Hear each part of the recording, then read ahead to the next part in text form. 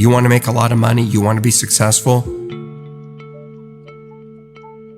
How do I get from where I am to where I need to be? I didn't want to be rich. I just didn't want to be poor. I started 10 years ago with a vision and 2 employees, and now we're 250 people. We'll do 150 million this year. And every day when I get off the elevator and I walk into my office, it's this feeling of accomplishment and satisfaction, knowing that I had this vision and a few years later, it's real. You know, when I was younger, my parents didn't speak any English. And like many immigrants, since I was a little kid, I was 8 years old when we came to North America. And so I had to read the contracts. You know, when my dad bought a house, I had to read the mortgage and go through the paperwork. And when I was around 18 or 17, I looked at being, at that point, we were, lower middle class. And I said, how do I get from where I am to where I need to be? And so I started calculating how much money I would have to make in order just to buy a house. And then I added the taxes into it and all the other stuff.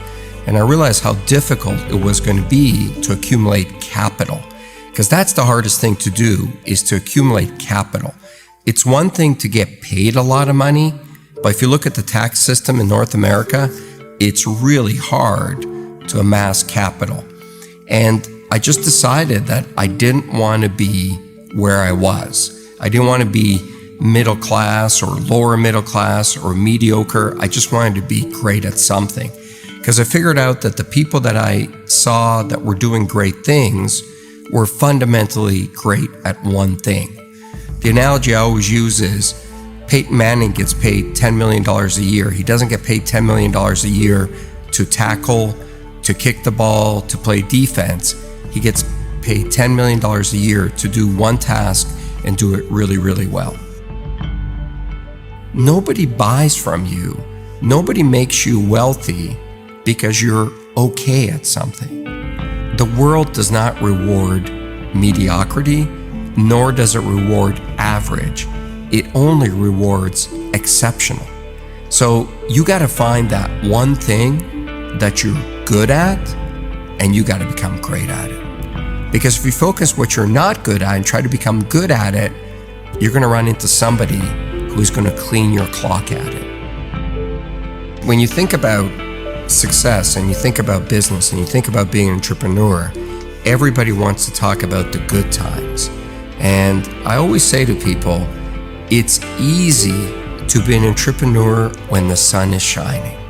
It's easy to run your own business when there's good cash flow and people love you and there aren't many problems.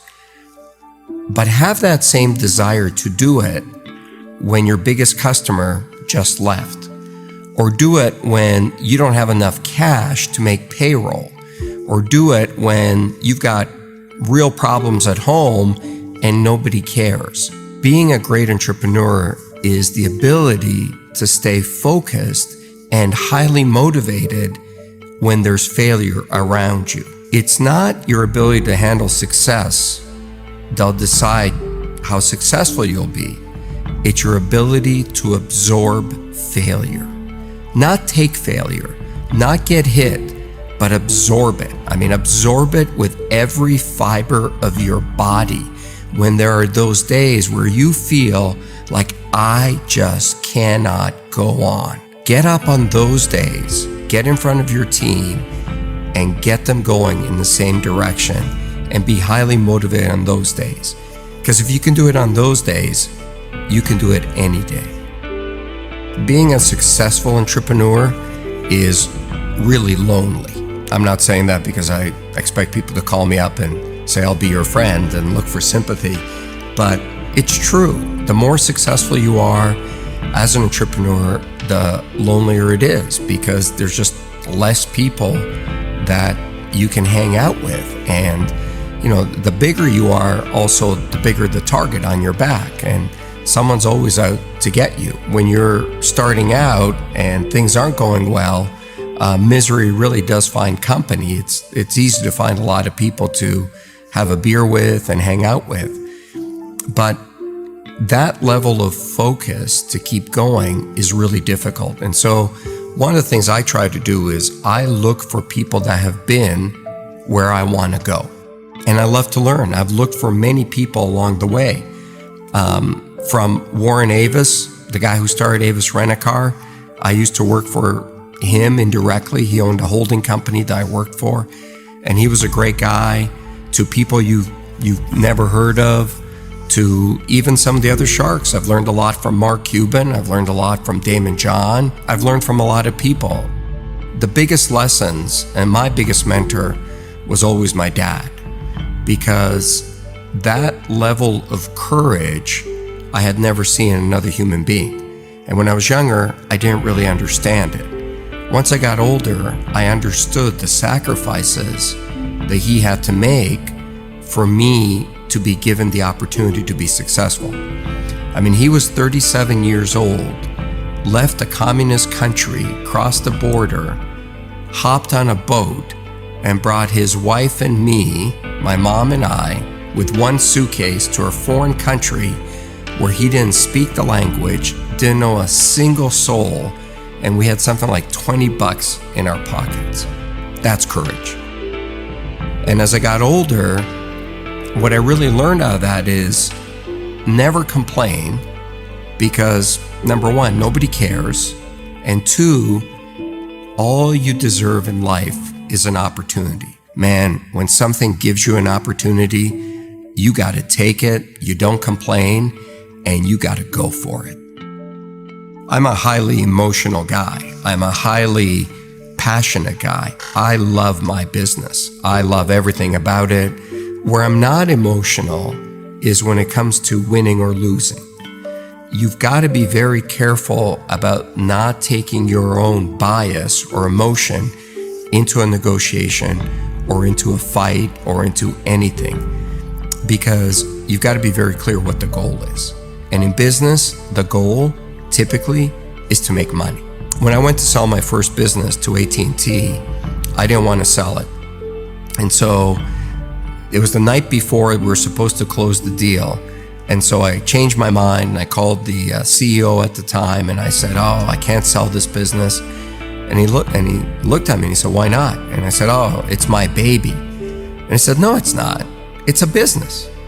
I said, No, it's my baby." And he goes, "No, it's not. Your baby is what you have at home. That's your family. Your business is not your family. Your business is an asset that you started. And if you think we're paying you the right price, then you should sell it. If you think you can keep going and maximize the return, then don't sell it."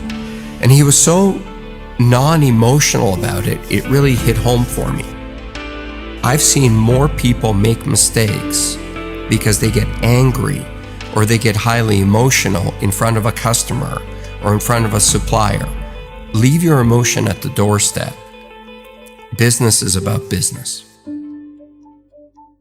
When you hit the real world, you're going to start competing with people who are really, really good at something.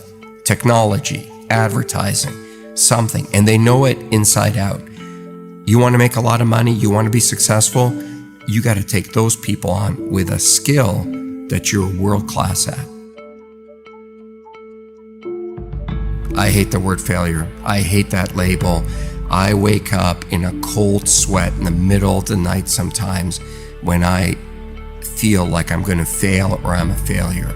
You know, I run every day and I run pretty far, and sometimes, just like everybody, I get jet lag and I get tired. And when I get to that point where I feel I cannot go on, this little inner voice inside me says, "What are you, a failure?" And then I don't care if my feet are going to fall off and blood is going to start dripping out of my veins. I will not stop. I hate that word. I do not want to be defined by that word.